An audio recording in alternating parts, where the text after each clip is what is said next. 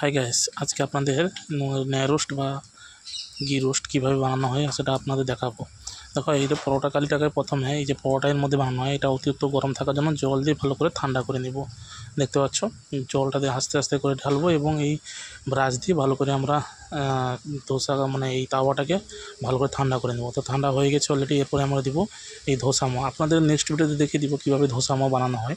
তো একটা বাটির মধ্যে আমি ধোসা মাওটার মধ্যে ঢেলে দিব, দিয়ে আস্তে করে পাতলা করে রাউন্ড করে ঘোরাবো। দেখো, খুব সুন্দরভাবে রাউন্ড হয়ে গেছে, কিন্তু একটা গোলাকার মতন রাউন্ড হয়ে গেছে। দেখতে পাচ্ছ, খুব সুন্দরভাবে কিন্তু আমি রাউন্ড করে নেব।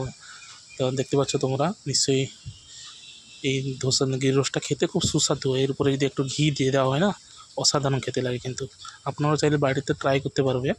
তো দেখো, আমি উপরে যে মোটা মোটা অংশটা সেটাকে খুব পাতলা করে নাইস করে নেব, যাতে খেতে কড়াকভাবে লাগে, মচমচে টাইপের যেন হয়।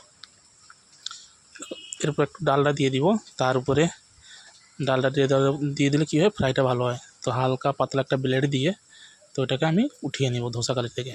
দেখো, খুব সুন্দরভাবে হালকা স্মুথভাবে কিন্তু আমি ঘি রোস্টটা আমি উঠিয়ে নিচ্ছি। দেখো, চারিদিকে আমার কিন্তু উঠানো হয়ে গেছে, জাস্ট একটু বাকি আছে। আর আমাদের এই ভিডিওগুলো যদি আপনাদের ভালো লাগে থাকে অবশ্যই লাইক অ্যান্ড শেয়ার করবেন এবং আমাদের চ্যানেলটিকে ফলো করে দেখো। RKG কিনে দিয়ে দিলাম। RKG মানে হচ্ছে ঘি। আমি একটু ঘি দিয়ে দিলাম। ঘি দিয়ে দিলে সেন্টটাও ভালো আসে এবং খেতেও সুস্বাদু হয়। দেখো, খুব রাউন্ড করে কিন্তু আমি এটা রেডি করে নিয়েছি। এরপরে আমি প্লেটে সেটিং করব, পিক আপ করবো কাস্টমারের জন্য। দেখো, আমাদের প্লেটের মধ্যে অলরেডি সাম্বার যেমন দিয়ে দিয়েছে আমাদের প্যান্ট্রিম্যান। দেখো, খুব সুন্দরভাবে আমি এই প্লেটের মধ্যে সার্ভ করে দিলাম। যদি ভিডিওটি ভালো লেগে থাকে অবশ্যই আমাদের চ্যানেলটিকে সাবস্ক্রাইব এবং